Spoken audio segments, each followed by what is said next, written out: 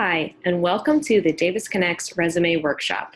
I'm Sarah Scully, the Advisor for Education and Social Impact, and today we'll be talking about getting started on your resume or tips for strengthening what you currently have. So, we'll talk about getting started, what are resume templates and the different sections of a resume, how to strengthen the content of your resume, and what's a master versus targeted resume, and we'll touch a little bit on your LinkedIn profile.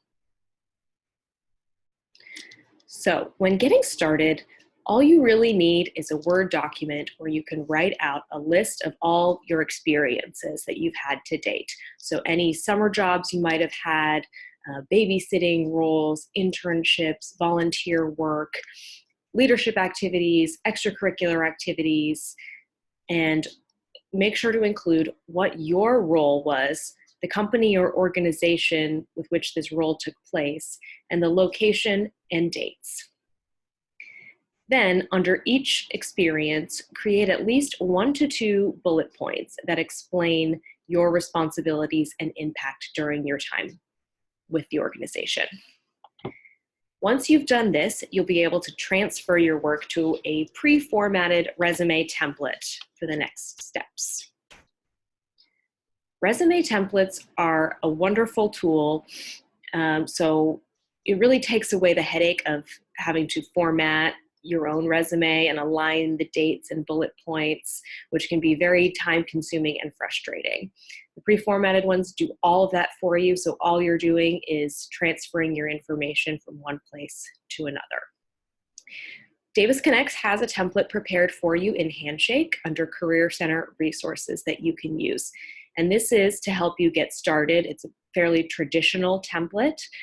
If you are a more creative, artistic person and will be applying for roles in the creative fields, this template might not be the best option for you, but it can certainly help you get yourself organized. Now, there are several typical sections of a resume. There are many mandatory and some optional, and we'll review these now. So mandatory sections include your contact information. Of course, we need your name, address, email, phone number, and if you have a strong LinkedIn profile, you can include your LinkedIn URL as well. And then dates and locations. Now, we discussed this in the Getting Started section, so make sure you're including the specific months and years and locations for each experience that you have.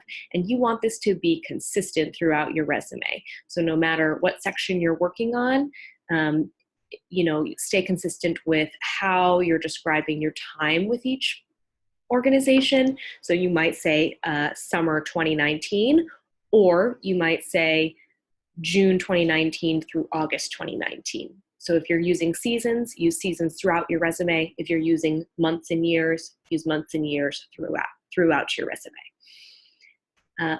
Another important section, education. So you're all Colby students, so you'll put Colby College as your education. That should be the first thing. Location, and then the degree you're seeking. So for all of you, it would be Colby College, Waterville, Maine, Bachelor of Arts. And graduation date would be the year you anticipate graduating. So May 2020, May 2021. You don't need to indicate that it's intended or anything. You can just simply put what that graduation date is projected to be. You should include your major and minor. And if you're undecided, it is okay to put undecided. And include your GPA if it's going to be beneficial to you. A few different strategies for figuring out whether or not to put your GPA. Typically, if it's a 3.2 or higher, it's safe to put on a resume. If you've excelled in some of your major courses, but not some of the other requirements that you need to take, you can calculate your major GPA instead, which will show how well you perform in things that you're most interested in doing. Therefore, you would perform well in jobs you're interested in doing. If you don't have a stellar overall or major GPA, you can omit that from your resume for the time being. So first years and sophomores might leave their high school information in the education section as well. Juniors and seniors should omit it unless it's going to be extremely relevant, where that school might be a great like networking institution, or the location is very relevant. Otherwise, you may omit that after you've reached your junior year. The next mandatory section will be experience. So we've already touched on this a little bit as well. So what organizations, dates, and your title, as well as what were your accomplishments. And experience includes paid and unpaid work, internships, volunteer jobs, anything. You may also use subsections. So you could do research experience or volunteer experience. And then we have some optional sections. So within the education section, you may choose to include relevant coursework. This is really helpful if you are really hoping to get an opportunity in a specific field where you don't have a lot of relevant experience.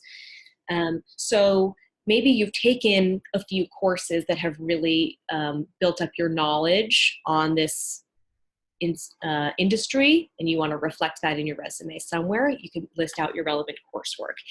Just be careful if you're applying to a variety of different positions, as not all coursework will be relevant to all experiences. So make sure you're paying attention and updating that accordingly when you apply for jobs. Honors is another section you could include in underneath education.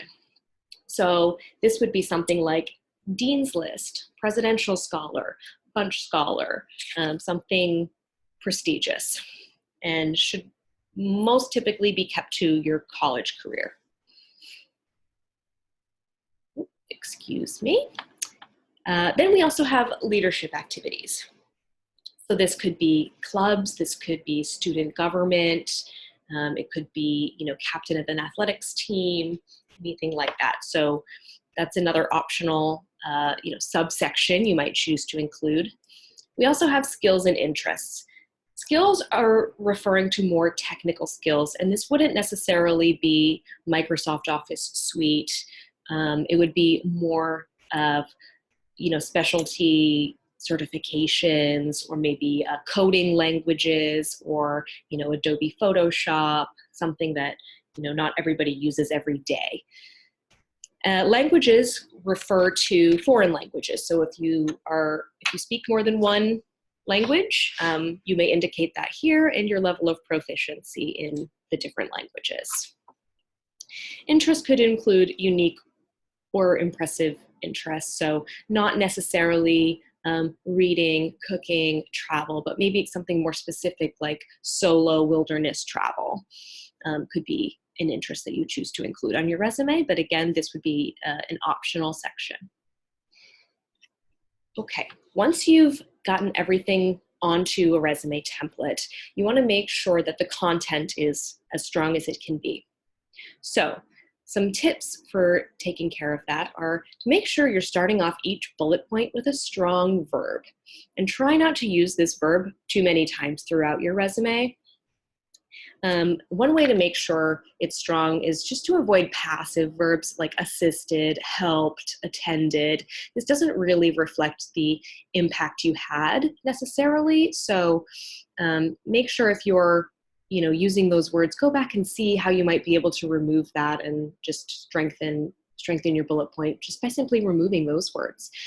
We do have a resource in Handshake as well, called 185 action verbs for your resume. And this can help you find some options that will strengthen your resume. And here we have an example of how to improve a seemingly simple bullet point into something more impressive.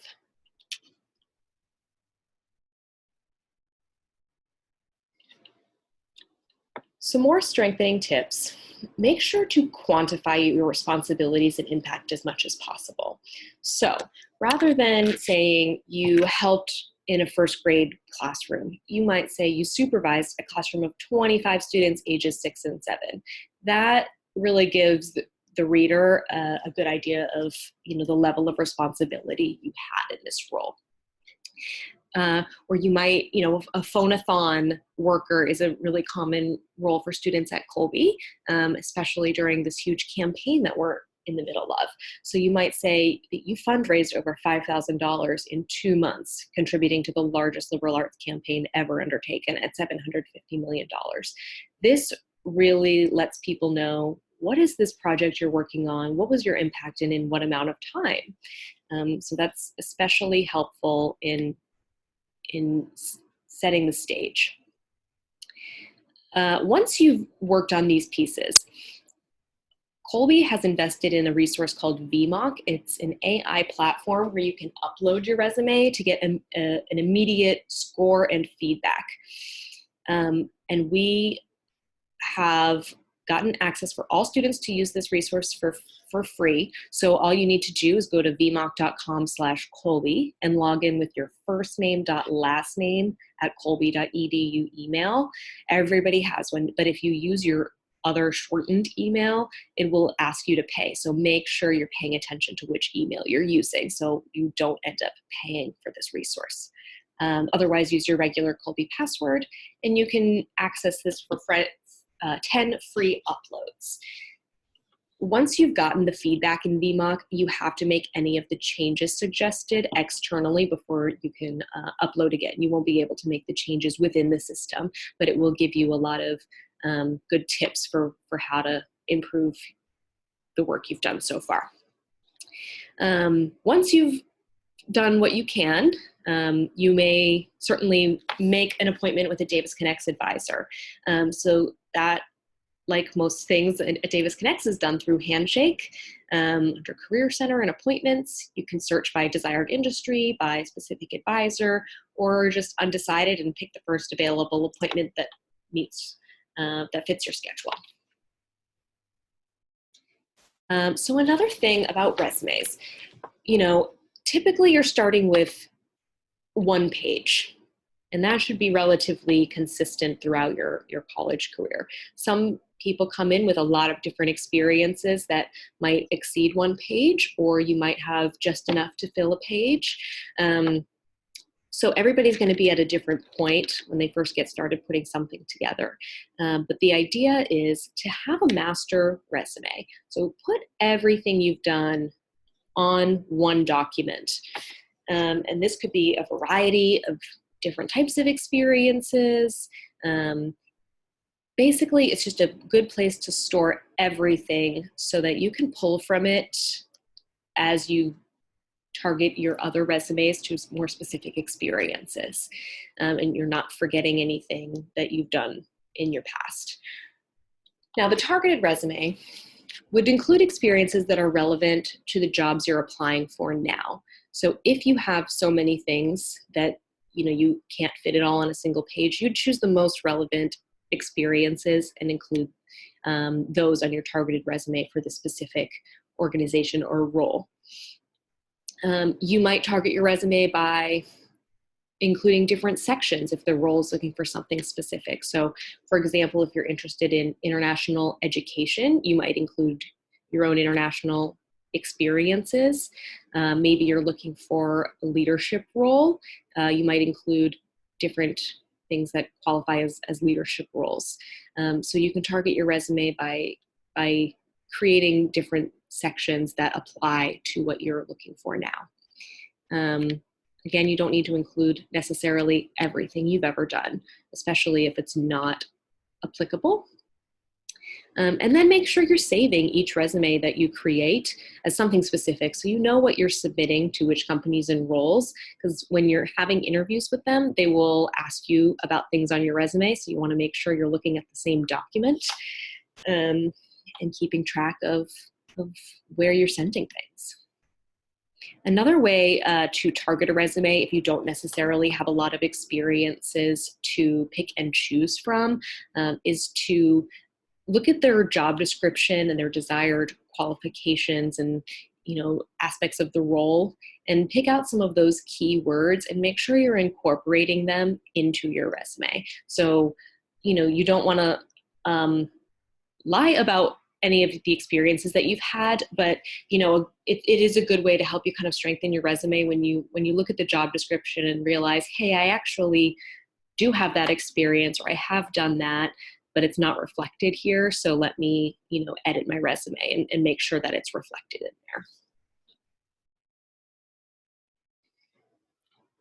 Another thing everybody should have is a LinkedIn profile. So LinkedIn is a professional networking and job search site, and you can create a profile that's a little bit like a resume. So some of the networking and job search pieces of this are covered in other workshops. So we'll talk more about the profile to get started here. So the first thing you should have is a current professional headshot of you just wearing clean professional clothes. Try avoiding selfies, or especially photos with any other people in them, because you don't want anyone wondering who you are when this is your profile. Davis Connects throughout the year offers free LinkedIn photo booths, so pay attention for any events that might be coming up with that if you need a photo for your LinkedIn profile. Another thing you need is a headline. So that would include your current status or aspirations. So for example, mine says Davis Connects Advisor for Education and Social Impact. As a student, you might say a computer science major seeking engineering internships. Or if you've already secured an internship, you might say incoming data analyst at Facebook. Try to avoid something too simple like student at Colby College or looking for jobs. You want to be as specific as possible. Then you have an about me or summary of your experiences. This is similar to an objective that you might find on a resume, which is not something we covered because it's not typically included on resumes anymore. But this is where you would put that. And it's a little bit like a short cover letter. It's a little bit of a tell me about yourself opportunity. So try and keep it to about a paragraph where you're explaining who you are, some of the skills you've developed, and what you hope to do. And this would be a good thing to meet with an advisor about. It's not the most intuitive section to complete on the LinkedIn profile. So there's more to be said about that. So feel free to reach out for anyone if you need assistance. And then you have the experience section of your profile on LinkedIn, which is where you'd put kind of the core content from your resume. Again, you're not necessarily going to put everything from your resume into LinkedIn. You'd pick the more professional experiences, maybe more current things, and pull a few bullet points in as well so people can understand your role from looking at your LinkedIn profile. Then there's an education section in LinkedIn as well. You'd be assigned to Colby College, you'd put your dates of attendance, your major, and all this information there. This is also where you can put extracurricular activities like athletics, clubs, SGA, anything that you've done on campus would fall under the education section here. There's a skills and endorsements section. So this is something you may self-select or others can assign skills to you. This is a good section because if you're looking for jobs on LinkedIn, it will recommend things according to your skill set, and it will tell you how you match up to what they're looking for based on those skills. So it can be really helpful in guiding you towards certain opportunities. And there's also an optional section for interests where you might follow companies, groups, anything else you're specifically interested in. You'll find in LinkedIn, and you'll get some of that stuff on your homepage when you log in. You'll see some news and updates and things from those organizations. And that is all we have for getting started. So thank you for joining, and please reach out if you have any questions at all.